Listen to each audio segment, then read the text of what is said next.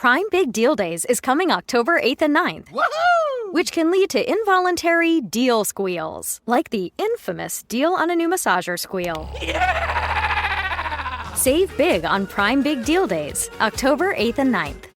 Want to make a podcast? Spotify's got a platform that lets you make one super easily, distribute it everywhere, and even earn money, all in one place for free. It's called Spotify for Podcasters, and here's how it works. Spotify for Podcasters lets you record and edit your podcasts right from your phone or your computer. So no matter what your setup is like, you can start creating today. Then you can distribute your podcast to Spotify and everywhere else podcasts are heard. Video podcasts are also available on Spotify, and when you want to take conversations with your fans to the next level, Q&As and polls are the best way to get them talking. With Spotify for Podcasters, you can earn money in a variety of ways, including ads and podcast subscriptions. Ever since I discovered Spotify for Podcasters, I feel so supported in the creation and distribution of my show. Spotify for Podcasters hosts masterclasses, office hours, and more to help creators develop and fine-tune their skills. I highly recommend you give it a try. Download the Spotify for Podcasters app or go to spotify.com/podcasters to get started. Hey guys, what's up? Welcome to or back to the show. Thank you so much for clicking on today's episode. My name is Lily. I'm your host. I've probably tried to start this episode like 17 times now. I think it's tricky for me because I've got tons and tons of things that I want to tell you guys that I almost don't know where to start. Have you ever had one of those moments where you see a friend that you haven't seen in a long time and you're like, oh my gosh, tell me everything? And the conversation kind of just goes in like 10,000 different directions. That's how I think this episode is going to go. There's just like so many miscellaneous things that I'm kind of just going to let whatever comes to me out, and we're just gonna kind of go with the flow. However, today's core topic is how to live a slower paced lifestyle. I will definitely have life updates tucked into that. So let's just go ahead and dive right in. I'm gonna skip the highs and lows. I'm gonna skip the shout outs. I'm gonna skip any miscellaneous announcements. I don't even know where to start. I'm like kind of overwhelmed. Like I said, I've tried to start recording this episode like 12 times, and I just haven't been able to do it. And I think a little bit of that overwhelm comes from the fact that everything in my life over the past month has completely changed. Obviously, I come on the podcast and I talk every week, but I don't give you guys all these like intricate little details of my life. And when you don't know someone personally and you're just watching what they post online or listening to, a 20 to 40 minute podcast episode every week, it's tough to really see the full picture. However, a lot of you picked up on the fact that the past winter, let's just say, probably since like November, actually, it started probably like September, August, whatever, I haven't really been doing well. And although I haven't shared every single little detail of what's been going on, a lot of you picked up on that. I was getting DMs probably like, it got to a point where it was like multiple times a day from miscellaneous people, just say like followers, my audience, my listeners, you guys. Lily, are you okay? Like, I can sense that something's wrong. The stuff that you talk about in your podcast, like, are you okay? Just checking in on me. And first off, let me say thank you guys so much. Y'all mean the world to me. It's crazy that you could pick up on that. And I never would want to come on the podcast and bring you bad energy, but you guys could tell. I think a lot of the overwhelm for me comes from the fact that I haven't quite entirely unpacked what has happened to me in the past like 6 months, 6, 7, 8 months. And so that's shit that I'm dealing with. And I'm dealing with that by beginning to just slow the fuck down. I've been going pedal to the metal for like a year and a half.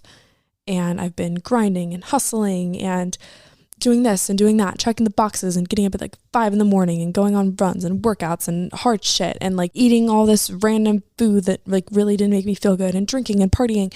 And I've been going so hard that, yeah, I was like kind of checking the boxes by going to my workouts and making sure that I like wrote a gratitude list. And I've been doing all these things, but I've been going so freaking hard. I never took a second to pause and be like, wait a second, like my body's throwing up all these red flags. I'm stressed beyond belief.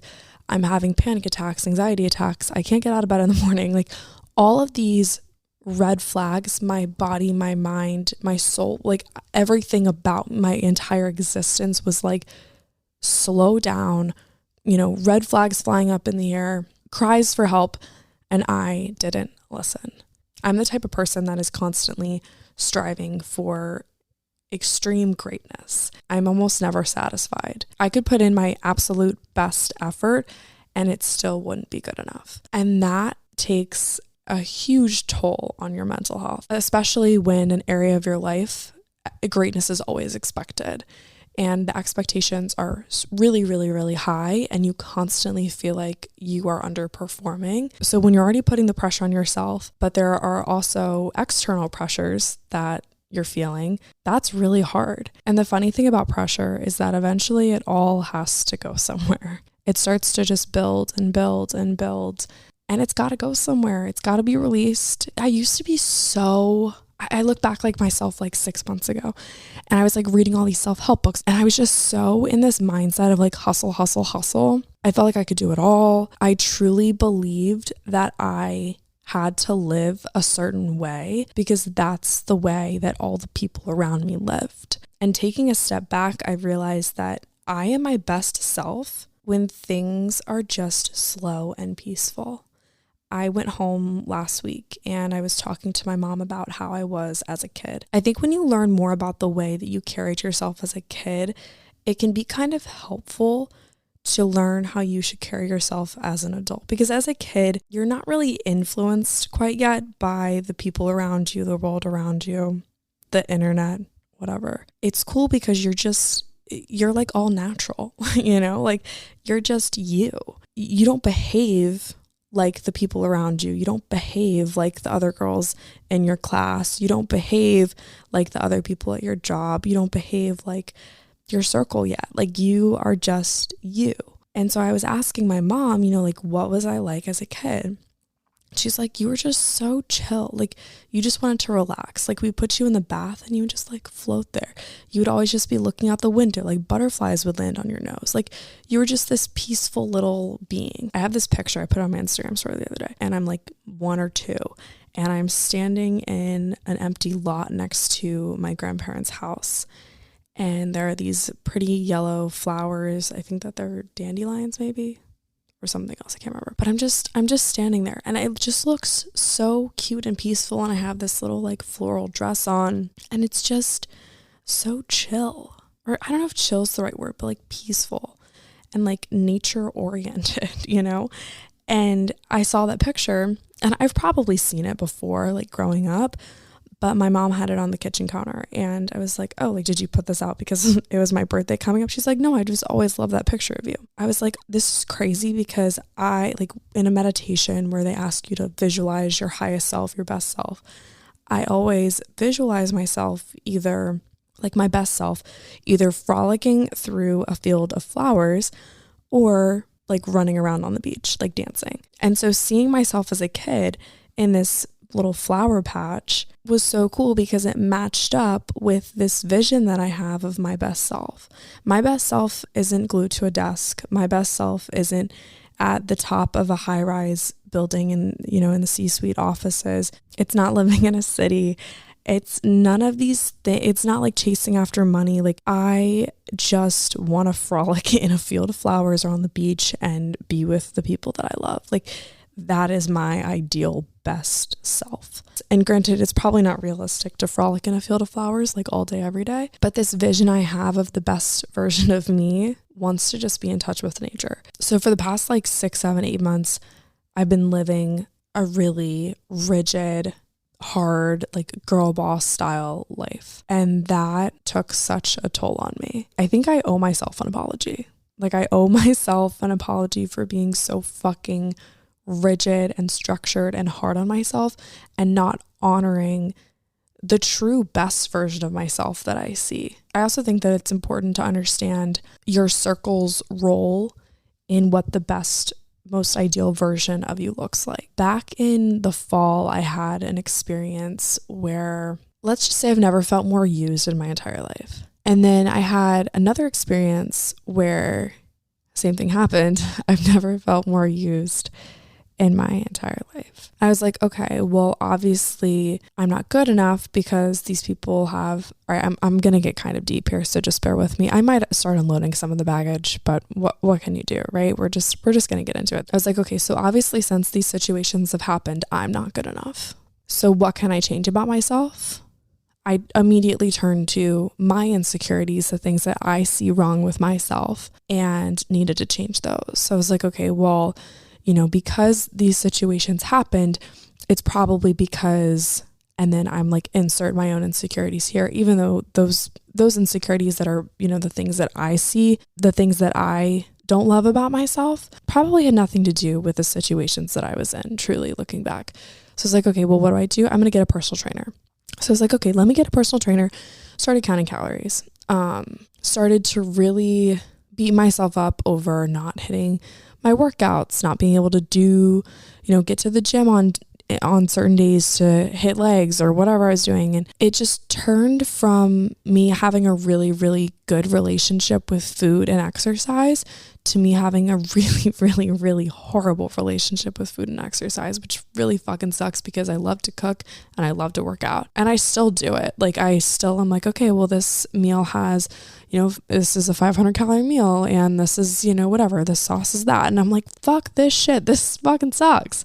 So all of a sudden, things that used to be outlets for me, things that used to be good for me turned bad for me. And then just more shit just started building up, and eventually it just became too much. I've always struggled with anxiety and I've always struggled with depression. The past probably 3 months have been the worst, like rock bottom. I hope that I never get that low again. I hope no one ever has to feel that way because it really sucks. And that's why I'm talking about it, because nobody fucking talks about it. These conversations are so hard to have by yourself. So that's why it's important for me to sit here today and dive into this, because I know that in order for me to heal, I've got to work through this shit. And the only way for me to work through this shit is to sit in it for a little bit, slow the fuck down, and for the first time, have the time and the environment to put in the work and do what I need to do. I will always take full responsibility for my own mental health because it's mine. It's my responsibility. It's my baggage. But what I don't want to do, what I'm not going to do, is bypass the actions of others who did not help me when I asked for help. I'll talk about it later in this episode, but we weren't meant to do life alone. The people around you can either help you heal or they can continue to hurt you. I think it's really important to remember that everyone is going through something. They might be having a really hard day. They might be having a great day, but everyone has stuff going on behind the scenes in their life that you do not see. So we got to watch out for each other. Check in on your friends, ask if they're doing okay, ask again if they say they're just okay. So anyway, I was mentally going through it, but I still have a responsibility to be an adult. I still have to wake up in the morning and go to work. I still have to make rent. I still have to pay the bills. I still have to maintain the house and do my laundry. Like, I am being an adult, doing all the things that an adult needs to do, being responsible, trying to also have a social life and go on dates and try to be 20 something and have fun. I'm simultaneously trying to live a normal life while I'm also at war with myself. This episode of 80/20 is brought to you by Athletic Greens. If you are a frequent 80/20 listener, you know that I am absolutely obsessed with taking my Athletic Greens AG1. I originally gave AG1 a try because I was just looking for a better way to take supplements. I am such a simple girl, and I talk about that a lot in this episode, that I'm really just getting back to simplicity. And one staple of my day-to-day routine throughout all the hecticness of my life, no matter what's going on, is always taking my Athletic Greens AG1. I take it first thing in the morning, before my workout, before my morning coffee, before breakfast, and it's one of my favorite pieces of my morning routine. The all-in-one formula makes it really easy for me to cover my nutritional basis every single day, and since I started taking AG1, I've seen major improvements in my hair, my skin, my nails, my gut health, my energy. The list truly just goes on and on. If you're looking for an easier way to take supplements, Athletic Greens is going to give you a free 1 1-year supply of vitamin D and 5 free travel packs with your first purchase. All you have to do is go to athleticgreens.com/8020. Again, that's athleticgreens.com/8020. Check it out.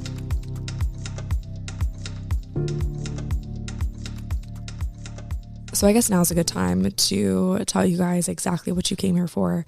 So yes, I did leave my job for many, many reasons, but my own well-being being the top priority. That season has now ended. I think my last day was probably about a month ago. And since my departure, I have definitely freed up a lot of creative space, and I've definitely freed up a lot of time in my schedule. And I'm finally able to just slow down and like breathe for a second. That's probably the answer that you guys are like truly listening to this podcast for. I'll probably like watch the retention just drop off right there. Oh, she quit her job. Okay, that confirmed my hypothesis. But in all seriousness, leaving my job was just one piece of a very complicated puzzle. I got to a point where I just couldn't.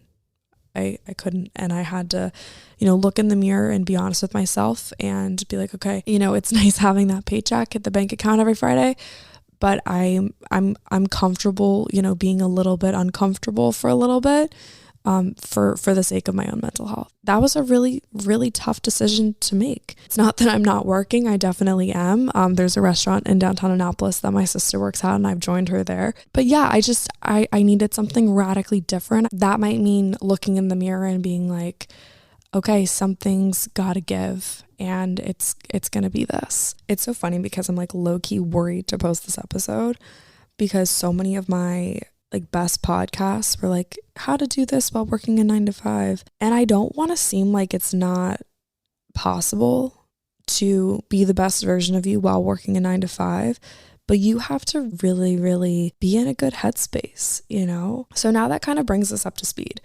to what's kind of going on now, how my life has slowed down in the past month. My day-to-day seems slower, but I feel like the past month has flown by so fast. And my last day at my job was a Friday. The following Tuesday, we went to Vegas, and that was so fun. We went to see Taylor Swift. We saw some family out there. We went skiing. We did all kinds of fun stuff. And that was such a blast. Came back. I had like one of the coolest weeks of my life. I just really focused on the podcast. And what's crazy to me is that the minute that I let go of things, and also might I add, it wasn't just the job. There's so many more bits and pieces to this that, like I said at the beginning, are personal and they're not really for everyone to know. And I might be this might all sound a little cryptic, and I don't want to seem like I'm dancing around anything, but there's no like drama. There's no tell-all. There's nothing to really say because it doesn't pertain to anybody else. But I know that my words have the power to inspire and help. And I just want to advocate for people who feel stuck in this shit. Like, it is totally okay to be selfish and put your own needs first. And time and time and time again, we're told that, and especially because we're young, right? Like most of you guys listening are my age. We're like 23 to like 28. For the most part, we are the age group that is constantly, I don't want to say we're like being walked over, but like, goodness gracious, we don't put up boundaries because it's like we don't know how. I often feel like my age prevents me from setting a boundary, or my lack of experience prevents me from setting a boundary. But that's the furthest thing from the truth. It doesn't matter how old you are allowed to say, this is not serving me. Anyway, that was a bit of a tangent. Came back from Vegas, had like a podcast focused week. I started picking up a couple different jobs around here. So it's not that I'm not working, I'm just working in a very different way than I was before. And that's totally fine. It is what it is. I just want to be a kid again. Like I literally just want to be able to chill, have a fun summer, work really, really, really fucking hard at the job that I'm doing and at the podcast, and just like be okay for the first time in a really, really, really long time.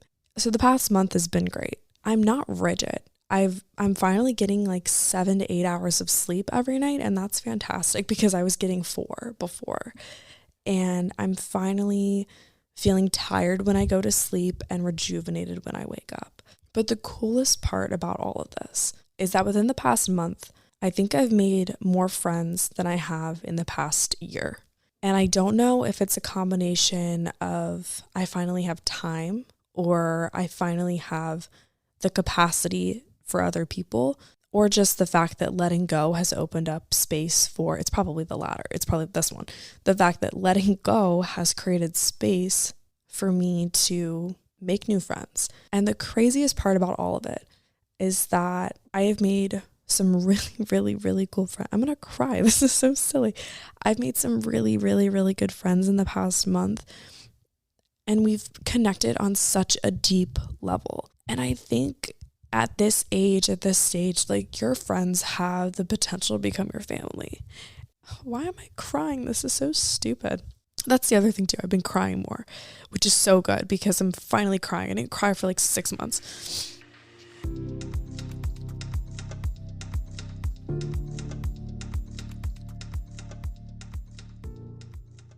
All of a sudden, I'm getting coffee with girls who have very, very similar experiences to mine.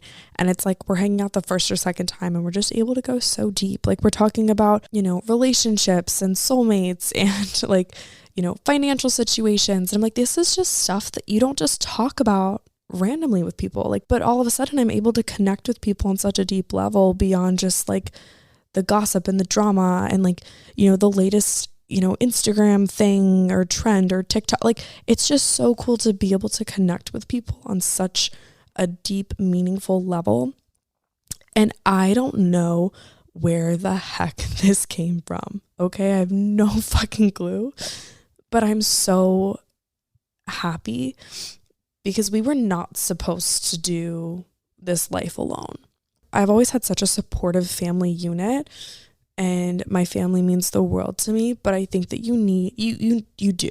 Like, I know that you do have to have people outside of your family circle to be friends with. And you got to kind of like diversify your friend group, because that's where you're going to get like cool new perspectives and cool experiences. And at the same time, I also had a lot of friends like move away in the past couple months. One of my really, really good friends, her name's Abby. She probably is listening. So, hey girl. She moved away back in the fall, and that was so hard for me. And that's something else too. Like, nobody talks about it in your like no one warned us for this shit. No one talks about the fact that in your 20s, people are going to get jobs in other cities. People are going to be like, my lease is up, I think I'm going to go somewhere else. They're going to be like, oh, I'm getting married and I'm going to go live with this person in this city. Like, nobody talks about the fact that everyone's on the move all the time. She was my go-to girl. She was my girl best friend here. We worked together. She left work long before I did. And she made a really brave choice to go move cities. And I was like, that's just the coolest thing ever. But it was so hard when she left. Obviously, I like wanted her to go spread her wings, go fly, go enjoy her new city. But I was like totally crushed. And then recently I had more friends that moved away. And that was really sad because they were such a fun time. So it was like chapter after chapter after chapter was just closing. And then all of a sudden we got back from Vegas and it was like this clean slate. It was the weirdest thing. It was just this new energy. The plane landed, our Uber pulled up to our house.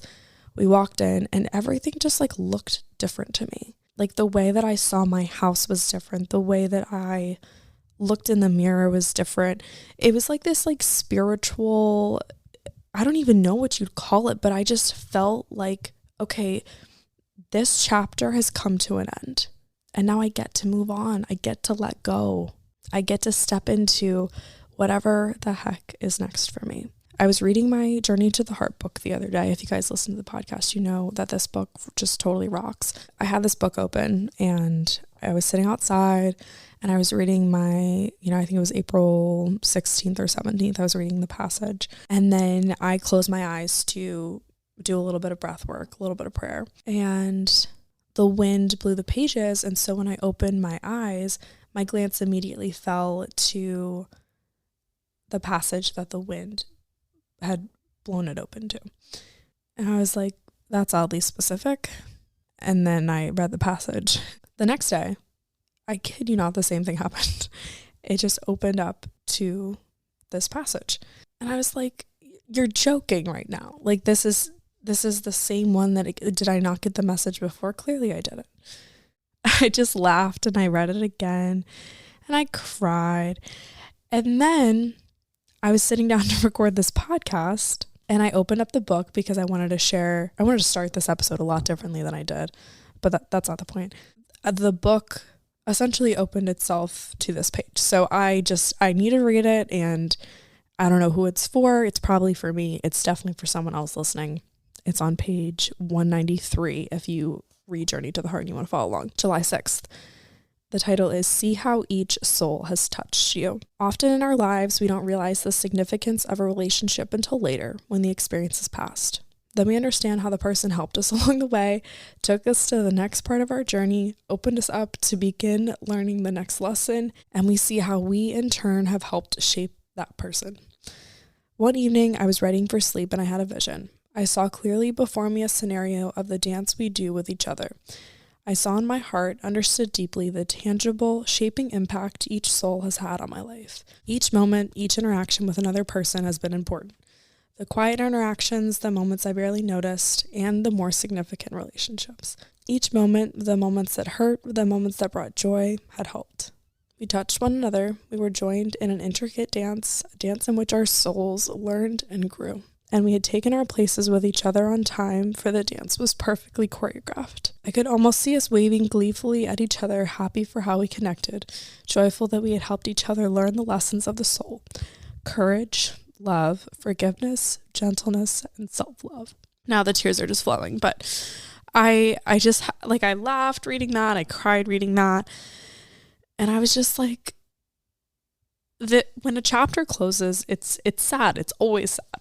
But the coolest part about a chapter ending is that you have an opportunity to move on, and you have an opportunity to continue to get better. And I think that's what I'm most looking forward to in this next chapter for me, is just getting better. And that means mentally, physically, being a better friend, being a better daughter, being a better sister, being a better podcast host, being a better person to myself. And I think about this all the time. I probably spend too much time on this. I know I spend too much time thinking, and that's a me problem. But thinking about each person that has touched my life up until this point is very, very cool. And while I enter into what I'm calling like my healing era, one thing that I tend to do is kind of make myself lonely on purpose. So no one, like, put up this wall. I get lonely so people can't hurt me. And if I've learned anything from the past 6 months, is that the people in your life are the people that can either help heal you, or they are the people that can hurt you. And when you find the good ones, when you find the ones that can help you heal, everything changes. Needless to say, in the past month, I've had kind of more of an open door for people to enter into my life. And the conversations that I've been able to have with people have been so healing and helpful and so open and vulnerable. And it's just so fucking cool.